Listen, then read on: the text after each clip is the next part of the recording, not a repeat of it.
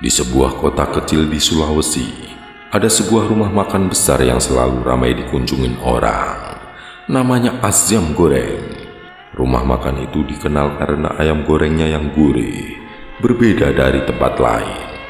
Namun, di balik ramainya pengunjung, tersimpan rahasia kelam yang tak pernah terungkap ke permukaan. Seorang pemuda bernama Ardi, lulusan SMA, baru saja menerima panggilan wawancara kerja. Ardi berbicara dengan ibunya. "Bu, doakan ya.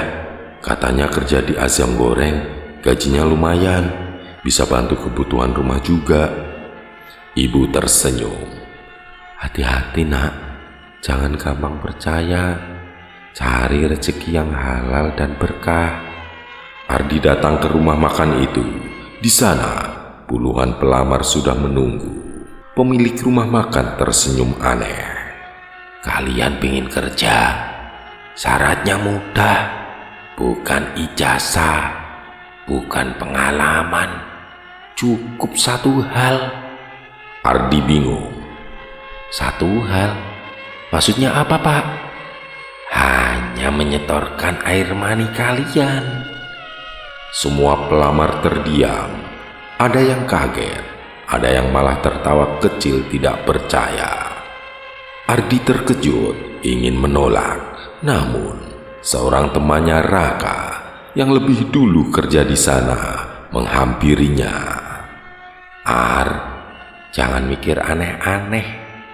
Aku udah sebulan kerja di sini. Gajinya gede banget, beneran. Rumah makan ini sukses karena syarat itu.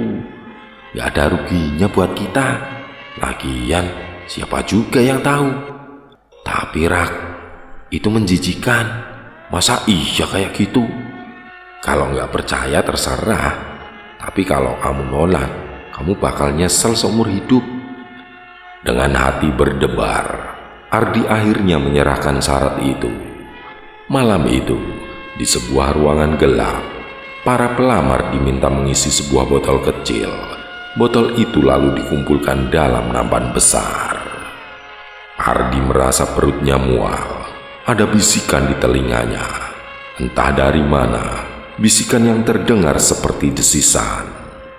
Suara desisan lirih. Lebih,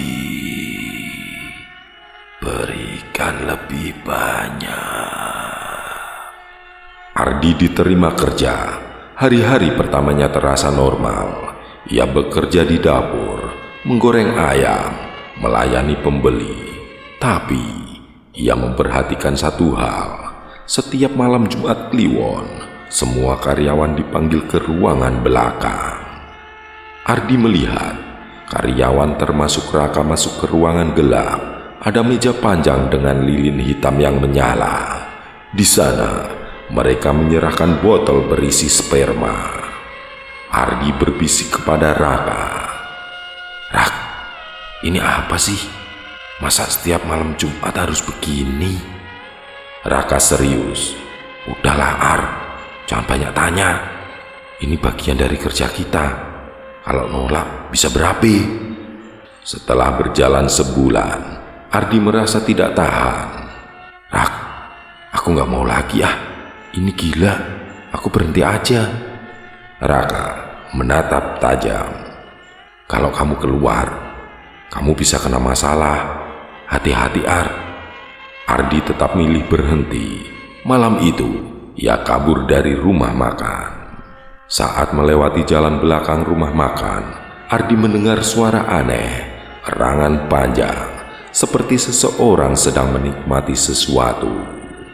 Ardi berhenti ketakutan. Apa itu?" Ia bersembunyi di balik tembok dan mengintip. Di belakang rumah makan, tepat di samping ruangan kosong, ada sosok makhluk kurus kering. Rambutnya panjang tapi rontok, wajahnya pucat, lidahnya panjang menjulur. Menjilat botol-botol sperma satu persatu. Makhluk itu berdesis. "Manis, ini yang membuat mereka hidup. Ini yang membuat mereka kaya. Ardi berlari sekuat tenaga, meninggalkan rumah makan itu. Ia bersumpah tidak akan kembali.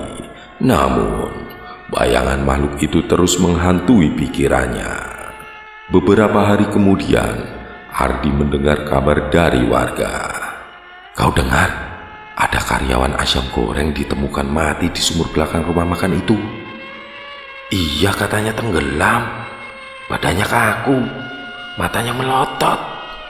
Katanya itu si Raka." Ardi terkejut, wajahnya pucat. "Rak, jadi kamu?"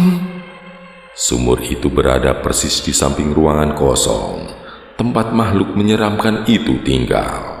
Banyak yang percaya, siapapun yang mencoba keluar dari perjanjian akan ditarik ke dalam sumur itu.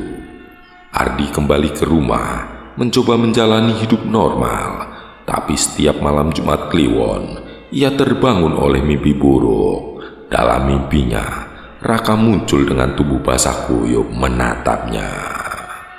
"Kenapa kamu tinggalkan aku, Ar?" Sampai hari ini, rumah makan ayam goreng masih ramai. Orang-orang tetap datang, menikmati ayam gorengnya yang gurih. Tak ada yang tahu, di balik kelezatan itu, ada syarat gelap yang tak pernah terbongkar. Dan sumur itu masih ada, berdiri sunyi di belakang rumah makan. Malam Jumat Kliwon, erangan aneh kadang terdengar. Tak ada yang berani mendekat. Misteri itu tetap hidup, dan mungkin masih ada darah muda yang terjebak di dalamnya. Selesai.